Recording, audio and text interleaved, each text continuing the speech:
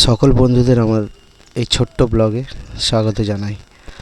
প্রাকৃতিক সৌন্দর্য দেখতে দেখতে আজকে পৌঁছে গেছিলাম এমন একটা জায়গাতে যেটার জন্য অনেক দিনের অপেক্ষা ছিল। সেটাই আজকে তোমাদের সঙ্গে শেয়ার করলাম বা এই ভিডিওর মাধ্যমে তুলে ধরলাম। এই রকম প্রাকৃতিক সৌন্দর্য সচরাচর শহরাঞ্চলে দেখা যায় না।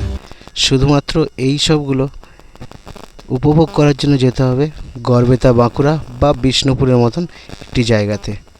কথা বলতে বলতে আমরা চলে এলাম পিয়ারডোবা রেল স্টেশন, যেটা প্রকৃতির বুক চিরে ট্রেন চলে গিয়েছে দুদিকে। তারপরে আমরা চললাম আবার সেই প্রাকৃতিক সৌন্দর্যের মধ্য দিয়ে নিজেকে বিলীন করে সেই আমাদের গন্তব্যে। অনেকেই আছেন এরকম বন্ধুরা যারা প্রকৃতি প্রেমী, যারা প্রকৃতিকে ভালোবাসেন। সেই সব প্রেমীদের বলবো একবার হলেও এই জায়গাতে আসুন এবং এখানের সৌন্দর্য উপভোগ করুন। কথা বলতে বলতে আমরা চলেছি জঙ্গলের মধ্য দিয়ে সেই আমাদের গন্তব্যে। তো আপনারা ততক্ষণ একটু চারিদিকের গ্রাম্য পরিবেশ এবং প্রকৃতির সৌন্দর্য উপভোগ করুন।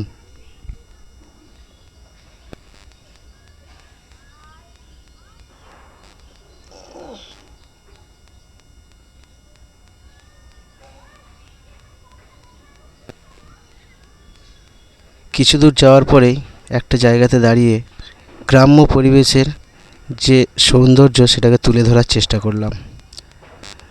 তারপরে আমরা চললাম আবার সেই প্রাকৃতিক জঙ্গলের ভাতমারা ফরেস্টের মধ্য দিয়ে। এই সেই ভাতমারা ফরেস্ট। এই রাস্তায় যেতে যেতেই কিছু দূরেই পাবেন ডান দিকে হনুমানজির একটি মন্দির, খুব সুন্দর মন্দির। যেহেতু আমরা এই রাস্তায় প্রথম, তাই আমরা আগে থেকে জানতাম না, তাই মন্দিরের ভিউটা ঠিকমতো ভিডিওর মধ্যে তুলে ধরতে পারিনি।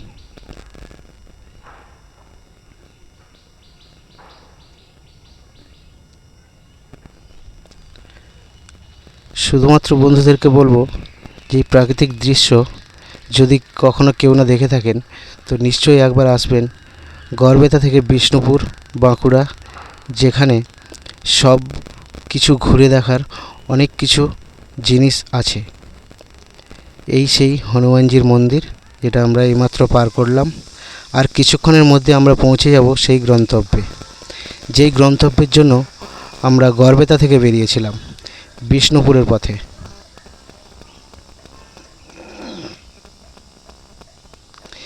এই সেই মন্দির যার জন্য আমরা অনেক দিনের আমাদের অপেক্ষা ছিল যে এইখানে একবার হলেও যাব।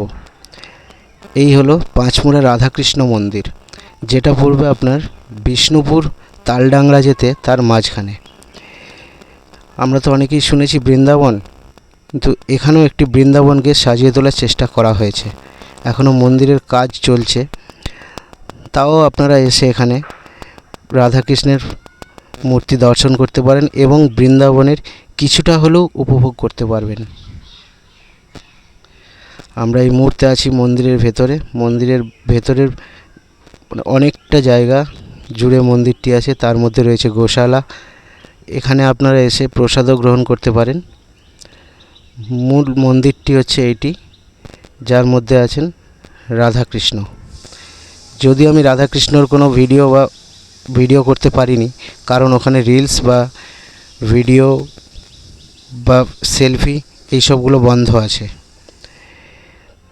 মন্দিরের দেওয়ালে ফুটিয়ে তোলা হয়েছে কিছু বৃন্দাবনের দৃশ্য,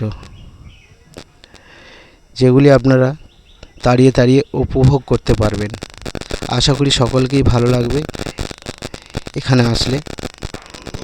তাই দেরি না করে চলুন না একদিন বেরিয়ে আসুন নিজের ফ্যামিলি, বাচ্চা নিয়ে। আমার পুচু এইখানে চারিদিকে দৌড়ে বেড়াচ্ছে।